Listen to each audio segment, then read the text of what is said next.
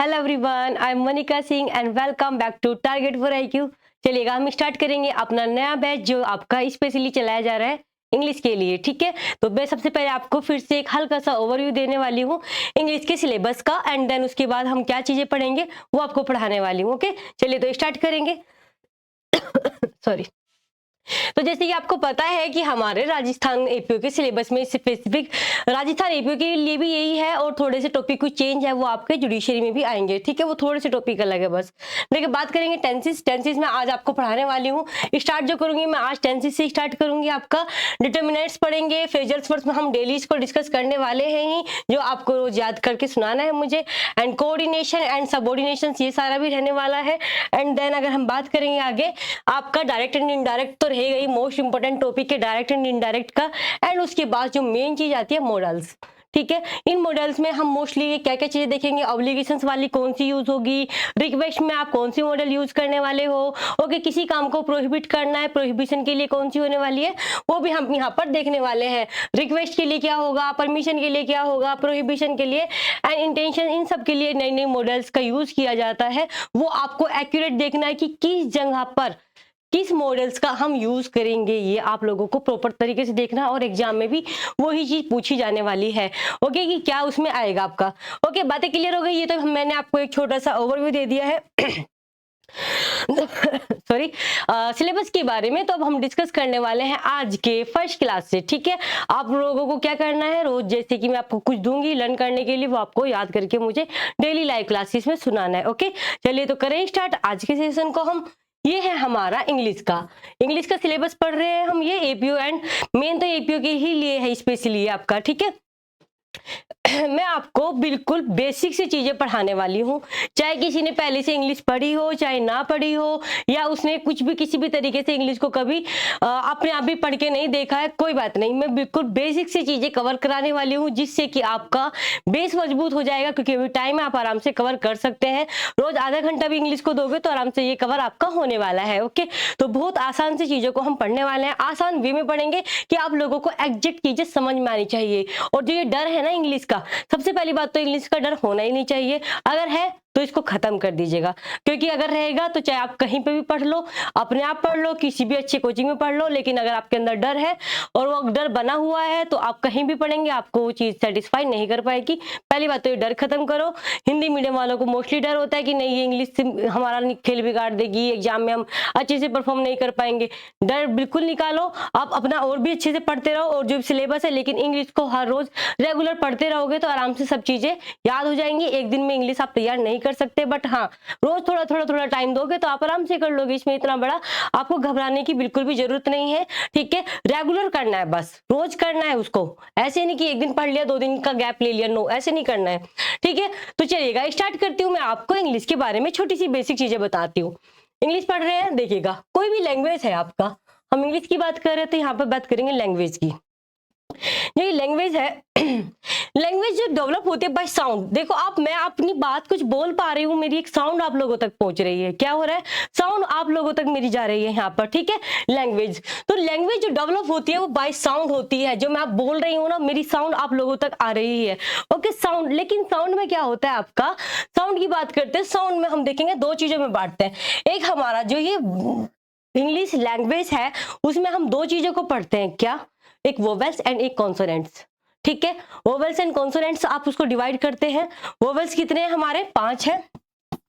कितने बच्चे, 5 है। ओके, कौन कौन से, जैसे कि आप सभी को पता है इंग्लिश में A E I O U ये तो हो गए हमारे यहाँ पर क्या, वोवेल्स हो गए। अब हम बात करने वाले हैं यहाँ पर कॉन्सोनेंट्स। कॉन्सोनेंट जो अब हमारे और लेटर्स हैं आपका 21, वो क्या हो गए हमारे कॉन्सोनेंट्स हो गए। तो टोटल मिला करके 5 और 21 टोटल हमारे कितने लेटर हो गए इंग्लिश के, अल्फाबेट्स कितने हो गए यहाँ पर, 26 हो गए। तो बिल्कुल आसान सी चीज है, आपको ये पता, क्योंकि जिसकी शुरुआत इस चीज से हो रही है पहले आपको वो चीजें पता होनी चाहिए। ओके, क्या हो गया आपका, वोवेल्स एंड कॉन्सोनेंट्स हो गए 2 तरीके से। अल्फाबेट्स हम टोटल कितने हैं हमारे, 26 हो गए, 5 वोवेल्स एंड 21 कॉन्सोनेंट्स हो गए। ठीक है, वोवेल्स जो होते हैं हम वो कंठ से बोलते हैं, गले से बोलते हैं, वोकल कॉर्ड से बोलते हैं, इसके लिए वो वाली बोलते हैं हम यहाँ पर, ठीक है, वोकल कॉर्ड गले से बोलते हैं यहाँ पर, लेकिन ये जो है आपका mostly consonants lips and teeth के द्वारा ये बोले जाते हैं। इस तरीके से हमने इसको अलग से क्लासिफाई किया हुआ है। ओके, ये सब चीजें हो गई। आगे बढ़ेंगे यहाँ पर, इंग्लिश की बिल्कुल शुरुआत कर रहे हैं हम एक बिल्कुल बेसिक चीज से। ओके देखो आप क्या कर रहे हैं, हम बात करने वाले हैं सेंटेंस को लेकर के। कैसे सेंटेंस को लेकर के देखिएगा, वोवेल्स हो गए, कॉन्सोनेंट्स हो गए, अल्फाबेट्स हो गए, लेटर्स हो गए, ये वाली बात हमने यहाँ पर पढ़ ली है। उसके बाद मैं आपको बताने वाली हूँ, देखिएगा क्या होता है। लेटर होते हैं, सब चीजें हम यहाँ पर पढ़ते ही हैं एक-एक करके। तो आपको मैं एक बात बताने वाली हूँ कि एक तरीके से जब हम बात करते हैं लेटर्स की, तो देखो मैंने आपको बताया क्या, एक साउंड बताया कि एक साउंड होता है, साउंड बताया, साउंड में क्या, किसी चीज की लेटर की आवाज आती है, ठीक है वहां पर लेटर हो गया, साउंड हो गया, लेटर हो गया। अगर हम बात करते हैं यहाँ पर साउंड, लेटर एंड उसके बाद क्या बनता है, लेटर से मिलाकर एक आपका वर्ड बनता है, शब्द बनता है। वर्ड्स को मिलाकर के आपका क्या बनता है, सेंटेंस बनता है। ओके, साउंड हुई, साउंड से क्या हुआ, एक लेटर प्रोनाउंस किया आप लोगों ने, उन लेटर्स को मिलाकर के वर्ड बनता है एंड वर्ड्स को मिलाकर के आपका पूरा सेंटेंस बनता है। अब हम सेंटेंस को भी क्या कर रहे हैं, यहाँ पर सेंटेंस को भी 2 पार्ट्स में डिवाइड कर रहे हैं। कैसे कैसे, सेंटेंस एक हो गया हमारा सब्जेक्ट एंड प्रेडिकेट। पहली बात तो आपको पता होनी चाहिए सेंटेंस क्या है। देखो जैसे कि एक लेटर होता है, उसका लेटर का एक इंडिविजुअल होता है, लेकिन जब आप उस लेटर्स को मिला देते हैं वो वर्ड्स बन जाता है, उस वर्ड्स का मीनिंग होता है एक अपना पर्टिकुलर, ठीक है। अगर मैं बोलूं ये एक हमारे लेटर है BOY पर्टिकुलर, ये आपके लेटर्स हो गए, या मैं बोलूं GIRL गर्ल, ये पर्टिकुलर G हो गया या I हो गया, R हो गया, L, ये आपके लेटर्स हो गए, ठीक है, लेटर्स हो गए। अब इनको मिलाकर के एक वर्ड बन गया गर्ल, इसका एक मीनिंग हो गया। BOY जो इंडिविजुअल अलग अलग हैं, इनको हम मिलाकर पढ़ते हैं तो क्या बन जाएगा, ये बॉय बन जाएगा, ठीक है। लेकिन हम इसको इस तरीके से पढ़ेंगे ऐसे बनेगा, लेकिन ऐसे उल्टा करके पढ़ेंगे तो नहीं, क्योंकि इनको एक ऑर्डर में हमें रखना होता है, तब हम इसको पढ़ते हैं। तो पर्टिकुलर जो लेटर्स होते हैं उनको जब हम मिला देते हैं वो एक उनका वर्ड बन जाता है जिसका अपना कोई मीनिंग होता है। इसी प्रकार से जब आप वर्ड्स को एक सीक्वेंस में रखेंगे तो प्रॉपर एक सेंटेंस बन जाता है। सेंटेंस होता है जिस वाक्य का पूरा अर्थ निकलता है। मैं स्कूल जाती हूँ, मैं पढ़ती हूँ, मैं पढ़ाती हूँ, या मैं कुछ भी, अगर हम किसी भी तरीके का एक सेंटेंस बोलते हैं उसका अपना एक मीनिंग निकलता है। ओके, तो ये हो गया यहाँ पर सेंटेंस। सेंटेंस को मैं बात कर रही थी कि हम 2 भागों में बांटते हैं, एक होता है सब्जेक्ट, एक होता है प्रेडिकेट। वो क्या क्या होता है ये मैं बताने वाली हूँ। सब्जेक्ट की सबसे पहली बात आपको पता होनी चाहिए, ये जो आप ट्रांसलेशन करते हैं ना, तो आपको ट्रांसलेशन में भी एक बात पता होनी चाहिए कि कितनी भी बड़ी सेंटेंस आपकी आ जाए ट्रांसलेशन बनाने में, आपको वहां पर ढूंढना है सिर्फ सब्जेक्ट। क्यों ढूंढना है सब्जेक्ट, सब्जेक्ट आप ढूंढ लेंगे तो तब आप उसका क्या काम वो कर रहा है उसका फिर ओवरऑल एक तरीके से ट्रांसलेट करना आपके लिए आसान हो जाएगा। तो सब्जेक्ट बड़ी चीज होती है किसी भी चीज को करने के लिए। सब्जेक्ट का मेन बात होती है जो काम कोई व्यक्ति कर रहा होता है, जो एक मेन करता होता है उस काम को करने वाला। ओके, और जो अलग सारी चीजें होती है उस करता, जो यानी कि जो करता है उस काम को कर रहा है, क्या कर रहा है, देन जो भी कुछ चीजें बची होती हैं वो हमारी आ जाएंगी प्रेडिकेट में। किस में आ जाएंगी, प्रेडिकेट में आ जाएंगी। ओके, जैसे कि हम बात करते हैं दीपेश।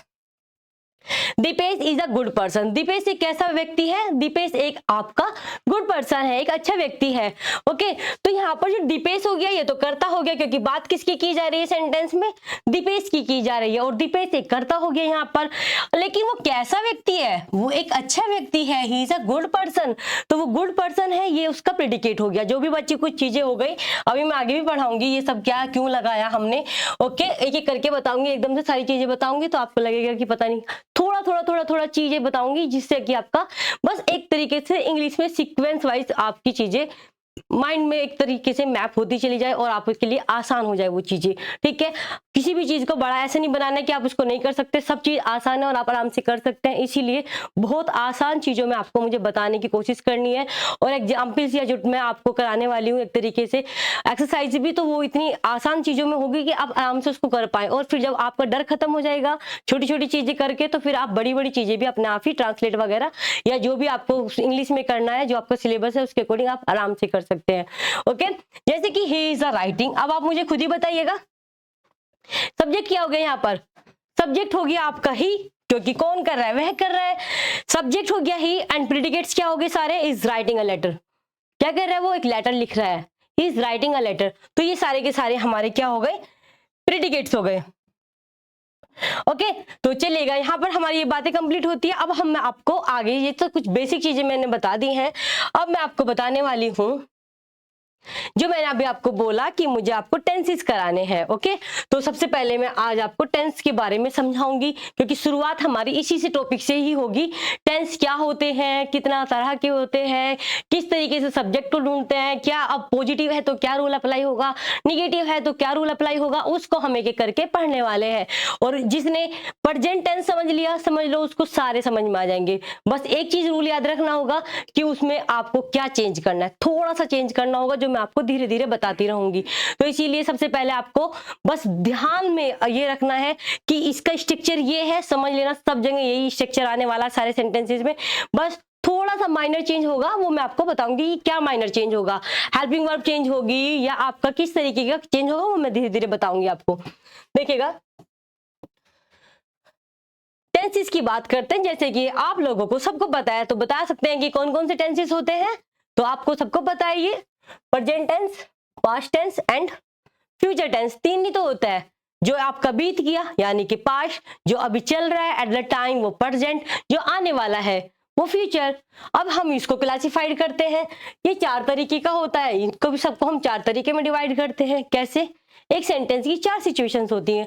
पहली बात तो सिंपल प्रेजेंट, ठीक है, या फिर अगर वो काम क्या होता है आपका कंटिन्यू है तो present continuous, and present perfect and present perfect continuous, यानी कि जो काम खत्म हुआ है अभी वो प्रेजेंट परफेक्ट में हो जाएगा, और जो प्रेजेंट परफेक्ट कंटिन्यूअस वो अभी भी चल रहा हुआ है, ठीक है, कंटिन्यूअस है उस चीज को लेकर के, तो वो आपका प्रेजेंट परफेक्ट कंटिन्यूअस में आ जाएगा। उसी तरीके के हमारे पास्ट के भी हो जाएंगे और उसी तरीके से फ्यूचर के भी यही पार्ट्स डिवाइड किए हैं। क्योंकि अब मैं इसको क्यों नहीं बता रही, क्योंकि आपको मैं आगे पढ़ाऊंगी, आज मैं प्रेजेंट से ही बात करूंगी, तो पहले मैं इसी के बारे में आपको बताने वाली हूँ। ओके चलेगा आगे देखेंगे यहाँ पर क्यों वही सेम चीजें रहने वाली है। अब हम बात करने वाले हैं प्रेजेंट टेंस की।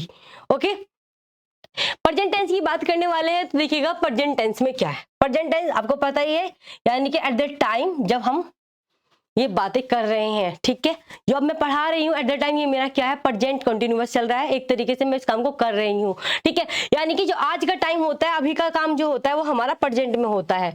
जब ये काम इसी को करने के बावजूद हम कल जो आएगा, आने वाला कल होगा, वो हमारा पास्ट बन जाएगा आज का काम, ठीक है। जैसे कि बात करते प्रेजेंट टेंस में, प्रेजेंट टेंस में हम सबसे पहले लगाते हैं सब्जेक्ट। और सब्जेक्ट कैसे क्या होता है, अभी मैंने बताया है कि जो भी किसी काम को करता है वो सब्जेक्ट होता है, या उसके द्वारा कुछ भी किया जाता है, या उसका एक तरीके से आपको ये देखना है कि मेन काम करने वाला कौन व्यक्ति है, वो करता होता है।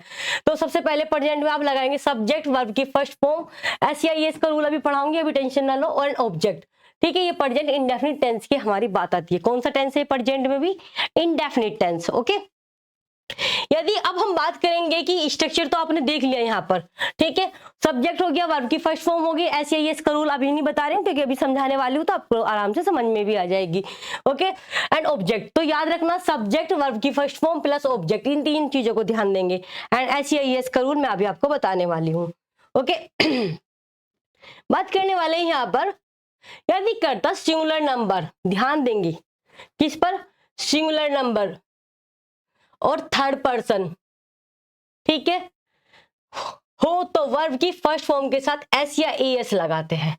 अब आपको मैंने इतनी सी बात तो बता दी क्या कि singular number and third person हो, तो लेकिन आपको ये भी तो पता होना चाहिए कि सिंगुलर नंबर होता क्या है, थर्ड पर्सन किसको बोलते हैं। किसी भी चीज को पढ़े तो पहले ये तो देखे कि होता क्या है। अगर पता चल गया ये होता है तो ठीक है, नहीं आया तो समझो उसको कि क्या होता है, तब आराम से चीजें समझ में आएगी। तो देखिएगा सिंगुलर नंबर, इसके नाम से पता चल रहा है कैसे व्यक्ति, सिंगुलर, सिंगुलर मतलब एक, ज्यादा नहीं, प्लूरल हो जाता है अगर एक से ज्यादा होते हैं, सिंगुलर मतलब एक व्यक्ति। और थर्ड पर्सन, थर्ड पर्सन कौन होता है, जैसे मैं और आप बात कर रहे हैं क्लास में, तो हम तो हो गए फर्स्ट और सेकंड पर्सन। अगर हम किसी और की बात करते हैं वो थर्ड पर्सन हो जाता है, ठीक है। कहते हैं ना कि थर्ड पर्सन को इन्वॉल्व मत करो, यानी कि मैं और आप इस काम को करेंगे कि थर्ड पर्सन को इन्वॉल्व मत करो, यानी थर्ड पर्सन वो जो हम दोनों से अलग है, वो थर्ड पर्सन होता है। He she it name my brother, your friends etcetera, ये सब हमारे क्या हो जाते हैं, singular number and third person हो जाते हैं। ठीक है, कोई ही हो, शी हो, इट हो, नेम हो किसी का, माई ब्रदर, योर फ्रेंड्स, ये सब हमारे singular number and third person हो जाते हैं। तो इनके साथ में हमेशा वर्ब की फर्स्ट फॉर्म के साथ में क्या लगते हैं, एस या ई एस लगते हैं, ध्यान रखेंगे। ठीक है, वर्ब की फर्स्ट फॉर्म में क्या लगते हैं, एस या ई एस। अभी और बताऊंगी आगे इसके रूल्स। वर्ब में एस तब लगाते हैं जब वर्ब का अंतिम अक्षर, इसका एक रूल है। ठीक है, ओ या डबल एस, एक्स या जेड या एस एच या सी एच आदि आते हैं। ठीक है, जैसे कि हमारा गो का क्या बनता है, जब हम गो को चेंज करते हैं तो वो गोस हो जाता है, क्या हो जाता है, गोस हो जाता है। सर्च की बात करें तो सर्चिस हो जाता है, ई एस लग जाता है यहाँ पर। क्लासिस हो जाता है। ठीक है, हम यहाँ पे बात करें कि एस तब लगाते हैं, कब लगाते हैं, हमने एस तो पढ़ लिया वहां पर, एस या एस, लेकिन अब एक बात और दिमाग में आनी चाहिए आपकी, एस या एस तो लगाते हैं, लेकिन ये भी तो पता हो कि एस कहाँ लगाते हैं और ई एस कहाँ लगाते हैं।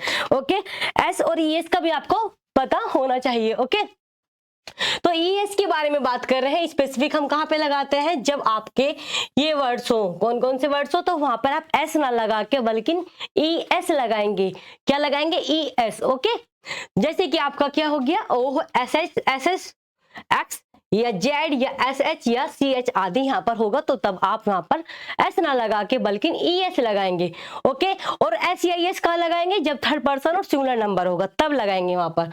ओके, आगे देखेंगे, नेक्स्ट पॉइंट पे देखेंगे आपका, देखिएगा छोटे छोटे से बेसिक रूल हैं, ज्यादा नहीं है। ओके,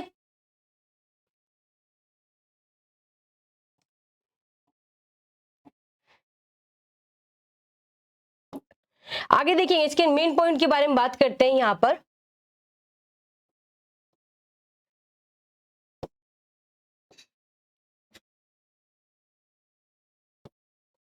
नेक्स्ट पॉइंट आते हैं, कुछ एग्जांपल्स मैं आपको दिखाने वाली हूँ। जैसे कि क्या है, एग्जांपल्स आप लोगों के सामने है, देखिएगा। बात आती है कि मैं विद्यालय जाता हूँ। ठीक है, मैं विद्यालय जाता हूँ, इसमें अगर हम बात करते हैं, ये मैं कुछ एग्जांपल्स दे रही हूँ, मैं आपसे भी लाइव क्लास में पूछती रहूंगी, जिससे कि आपका क्या रहेगा यहाँ पर कि आपका क्या मिस्टेक हो रही है वो भी मुझे पता चलती रहेगी। तो लाइव क्लासेस में आप एग्जाम्पल्स के थ्रू मुझे चैट बॉक्स से बता भी सकते हैं। मैं विद्यालय जाता हूँ, तब मैं आपको आंसर नहीं दिखाऊंगी। ठीक है, आज तो फर्स्ट क्लास है तो आज मैं आपको दिखा भी रही हूँ, लेकिन नहीं, फिर मैं ये हटा के यहाँ से सिर्फ आपको यहाँ पर सिर्फ ये प्रैक्टिस कराई जाएगी। ठीक है, क्योंकि घर पे आप करें या नहीं करें, लेकिन क्लास में रहेंगे तो आपको करनी पड़ेगी। ठीक है, तो जो गलती होगी साथ के साथ आपका वो भी ठीक हो जाएगी। ओके, तो जैसे कि है यहाँ पर मैं विद्यालय जाता हूँ, सबसे वाली बात आती है कि सब्जेक्ट आपको ढूंढना है, क्योंकि मैंने बताया क्या, सब्जेक्ट वर्ब की first form plus object. Okay, ऐसे ये हमारे आपको पता ही है, ये चीज बनाना, ये स्ट्रक्चर है आपका। तो सबसे पहले क्या ढूंढेंगे आप, सब्जेक्ट। तो सब्जेक्ट क्या हो गया यहाँ पर, मैं, क्योंकि कोई काम किसी को कोई करने वाला होता है, वो करता होता है, सब्जेक्ट होता है मैं, तो मैं के लिए हो गया आई, क्या। ठीक है, अब हम बात करेंगे वर्ब की फर्स्ट फॉर्म, क्या काम किया जा रहा है, जाना हो रहा है, वहां पर जाता है तो गो की फर्स्ट फॉर्म हो गया वहां पर। ठीक है, और अगर हम बात करते हैं कहाँ पर जा रहा है, टू स्कूल या टू कॉलेज, कुछ भी आप लगा सकते हैं। तो मैं विद्यालय जाता हूँ, आई गो टू स्कूल। यहाँ पे ये बात हो गई। नेक्स्ट देखेंगे आपका, वह सुबह स्नान करता है, ये नेक्स्ट सेंटेंस है आपका, वह सुबह स्नान करता है। जैसे कि आप बात करें यहाँ पर, वह कौन कर रहा है स्नान, यहाँ पर वह करती है, करता हो जाएगा, नहीं करती हो जाएगा। ठीक है, वह सुबह स्नान करती है, क्योंकि यहाँ पे शी लगाया हुआ है, वह सुबह स्नान करता है तो यहाँ पर ही हो जाता। ओके, इसीलिए इसको इसके साथ चेक करना है। और ये बात करेंगे वह सुबह स्नान करती है, तो ये क्या हो जाएगा यहाँ पर, क्योंकि इसको सी कर देते हैं फिर हम, करती है तो। ठीक है, she takes bath in the morning. अब आप सोचेंगे कि यहाँ पर टेक्स क्यों लगाया है आप लोगों ने, तो टेक्स क्यों है, क्योंकि देखो शी कौन है, थर्ड पर्सन है, मैं और आप नहीं है। ठीक है, मैं और आप नहीं है, यानी थर्ड पर्सन, सी कोई थर्ड पर्सन है, तो टेक्स हो गया वहां पर। Okay, she takes bath in the morning. Okay, तो ये क्या हो गया, she takes bath in the morning, इसका मतलब ये हो गया कि वो, हम दोनों ने पर्सन नहीं है, आप और मैं नहीं है, कोई थर्ड पर्सन है और सिंगुलर पर्सन है, तो वहां पर ई एस आपका यूज किया गया है। अगर सिंपल होता है, यहाँ कोई वो नहीं होता, तो सिर्फ टेक लगता, ना कि एस लगता है यहाँ पर। ओके, मैं सुबह जल्दी उठता हूँ, I get up early in the morning. मैं प्रतिदिन समाचार पत्र पढ़ती हूँ, I read news paper daily. वर्षा होती है, it rains. Okay, it rains, ये यहाँ पर हो जाएगा। नेक्स्ट देखेंगे, वही वाली बात है जो मैंने आपको पढ़ाई थी, वो मैंने बस यहाँ पर नोट बना के लिखवाई है कि सब्जेक्ट, अगर बात करते हैं कि जब सब्जेक्ट हमारा सिंगुलर नंबर हो, ओके, सिंगुलर मतलब एक वचन वाला हो, ठीक है, एंड थर्ड पर्सन हो, कोई थर्ड पर्सन हो, ओके, तो वहां वर्ब के साथ एस या ईएस लगाया जाता है या जोड़ दिया जाता है। सिंगुलर नंबर का अर्थ होता है एक वचन, यानी कि एक से अधिक ना हो, यानी कि एक ही हो, एक से अधिक होगा तो वो प्लूरल में आ जाएगा, ओके। एंड थर्ड पर्सन का भी अर्थ मैंने आपको बता ही दिया था कि जिसके बारे में हम बात कर रहे होते हैं वो कोई थर्ड पर्सन होता है, ओके। नेक्स्ट देखेंगे यहाँ पर अब आपको मैं थोड़ा सा ये भी बता दूं, क्योंकि आप लोगों को मैं अभी इतनी देर से बता रही हूँ कि एस या ईएस वहां पर आएगा जहां पे थर्ड पर्सन है, या एक तरीके से सिंगुलर वाले के बारे में बात कर रही हूँ, तो होता क्या क्या है ये भी आपको पता होना चाहिए। देखिएगा, पहली बात तो पर्सन हम 3 पर्सन में डिवाइड करते हैं, first person, second person, third person. First में कौन कौन से आएंगे हमारे, फर्स्ट में हो जाते हैं आई और वी। क्या हो जाते हैं, आपके आगे भी काम आने वाले हैं ये फर्स्ट पर्सन सेकंड पर्सन, जब रूल पढ़ाऊंगी ना तो वहां पे काम आएंगे। आई वी तो हो गए हमारे फर्स्ट पर्सन, सेकंड क्या हो गए, you they my friends etcetera, मतलब सेकंड पर्सन हो गए यहाँ पर you they, okay. Third person क्या हो गया, ही शी इट नेम एटसेट्रा, ये थर्ड पर्सन होगा जिसके बारे में बात करें। सिंगुलर नंबर आपको पता ही है, देखो यू जो है आपका, क्योंकि यू हम इंडिविजुअल एक व्यक्ति के लिए भी यू ही बोलते हैं, ठीक है, और बहुत सारे लोग होते हैं तो उनके लिए भी हम यू यूज करते हैं, तो यू हमारा दोनों में आएगा। लेकिन अगर बात करते हैं I, you, he, she and we, you, they etcetera, ये प्लूरल नंबर में आएंगे। अब आप एक बात देखेंगे, एक छोटा सा और रूल आपको समझा देती हूँ यहाँ पर, देखिएगा आई जो है आई के बारे में बात करती हूं मैं, आई सिंगुलर नंबर है, आई कैसा नंबर है, सिंगुलर नंबर है, ठीक है, कैसा है, सिंगुलर नंबर है, अभी बताया ना मैंने आप लोगों को, आई सिंगुलर नंबर है लेकिन थर्ड पर्सन नहीं है। इसी तरीके से दे थर्ड पर्सन है लेकिन सिंगुलर नंबर नहीं है, अतः इनके साथ में वर्ब में एस या ईएस नहीं लगाया जाता।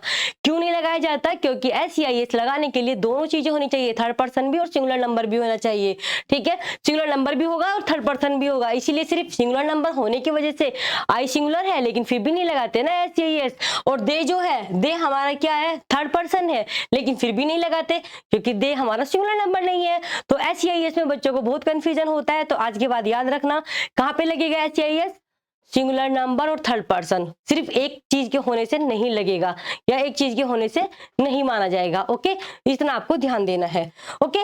अतः इनके बारे में वर्ब में एस या ईएस नहीं लगाते, सिंगुलर नंबर थर्ड पर्सन अभी मैंने आपको बता ही दिए हैं, ही, शी, इट, नेम, एटसेट्रा जो है आपका सब आ जाएंगे यहाँ पर। आगे देखेंगे हम यहाँ पर एक छोटी सी चीजें रह गई हैं, उसको बता देती हूँ। इस टेंस का प्रयोग मुख्यतः आदत या स्वभाव जनित कार्य करने के लिए भी किया जाता है। देखिएगा, प्रेजेंट में हम उस काम के लिए भी करते हैं जब आप उसको हैबिचुअल उस काम को कर रहे होते हैं।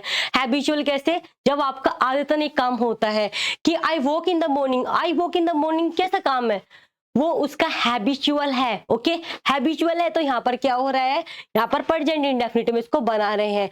The sun rise in the east, देखो कभी बदलेगा थोड़ी ना, वो सनराइज होता है कहां पर, ईस्ट में, तो इसको हम प्रेजेंट में ही बनाएंगे, ओके, क्योंकि ये एक क्या है आपका यहाँ पर यूनिवर्सल ट्रूथ है और ये चीजें होती हैं तो आप उसमें कोई चेंज यहाँ पर नहीं कर सकते हैं। इस टेंस का प्रयोग स्थायी या सामान्य कार्य के बारे में भी कर सकते हैं, चाहे वो संबंध बताने के लिए हो या अधिकार या निहिताधि के लिए भी होता है, जैसे कि ही इज माई फादर, वह मेरे पिता हैं, ये भी प्रेजेंट में यूज किया जा रहा है। The rose is beautiful, rose is beautiful क्या है, ये एक आपका परमानेंट है, वो हमेशा क्या है आपका ब्यूटीफुल ही है, तो वो परमानेंट चीजें हैं, जो परमानेंट होती है उसमें भी हम आपका प्रेजेंट ही यूज करते हैं।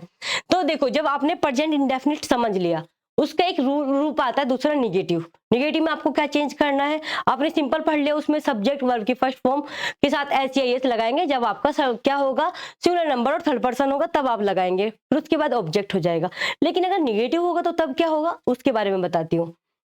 देखिएगा, नेगेटिव सेंटेंस के स्ट्रक्चर में आपको बस इतना याद रखना, सब्जेक्ट आप देख ही रहे थे पॉजिटिव में और वर्ब की फर्स्ट फॉर्म प्लस ऑब्जेक्ट आप देख ही रहे थे जब हमने इंडेफिनिट पढ़ा था, ये आप लोगों ने देख ही लिया था। लेकिन अब आपका क्या चेंज हो गया, ये वाला डू या डज के साथ क्या लगने वाला है, नोट लगेगा। निगेटिव में क्या हो जाएगा, डू या डज के साथ में नोट हो जाएगा, ठीक है। अब जो एस या एस यहाँ पर लगा रहे थे ना, वो ध्यान रखना, जहां पर आप ई एस लगा रहे थे वो ही रूल सेम डज के लिए अप्लाई होगा, इसके लिए अलग से कहीं रूल नहीं पढ़ना है। जहां पे आप कुछ वर्ब की फर्स्ट फॉर्म लगा रहे थे सिंपल, तो वहां पे तो डू लगेगा सिंपल। ओके, लेकिन जहां पर आप ईएस लगा रहे थे ना पॉजिटिव में, असर्टिव वाले सेंटेंस में, वहां पर डज लग जाएगा। बस इतना ध्यान देखना, डज के साथ में नोट आ जाएगा, अदरवाइज डू के साथ में नोट आएगा। ठीक है, बात समझ में आई आप लोगों को? तो डू डज नोट हो गया, ये सब चीजें हो गई। और इसको हम इस तरीके से भी बना लेते हैं, जैसे कि क्या है आपके सामने, subject, does not, don't, verb की फर्स्ट फॉर्म, ये सब चीजें हो जाएंगी। इसको हम डजंट या डू नॉट, डोंट के इसके नाम से भी बनाते हैं, डजंट या डोंट। ठीक है, निगेटिव वाक्य में वर्ब के साथ में एस या एस नहीं लगाना चाहिए। एस या एस तो नहीं लगेगा, क्योंकि अब डू या डज लगेगा आपका वहां पर। डू नॉट का प्रयोग सिंगुलर नंबर या थर्ड पर्सन या सब्जेक्ट के साथ में होता है। वो ये जो मैंने आपको पढ़ाया था, जहां पर फर्स्ट फॉर्म आ रही थी, तो वो भी इस तरीके से आ रही थी। सॉरी, डज नॉट का प्रयोग कहां पर होगा? Singular number. जैसे कि मैंने ईएस के लिए रूल बताया था कि ईएस के लिए हमेशा एस या ईएस के लिए, एस या ईएस के लिए मैंने रूल बताया था कि वो सिंगुलर नंबर और थर्ड पर्सन के साथ में ही लगेगी, चाहे कुछ भी हो जाए, सिर्फ एक के साथ में नहीं लगेगी, दोनों चीज होंगी तभी लगेगी वहां पर। तो उसी प्रकार से निगेटिव में डज लग जाएगा और डज के साथ में नोट आएगा, ना कि डू के साथ में नोट आएगा। छोटा सा रूल है, आप इसको एक बार दो बार पढ़ेंगे तो आराम से चीजें समझ में आ जाएंगी।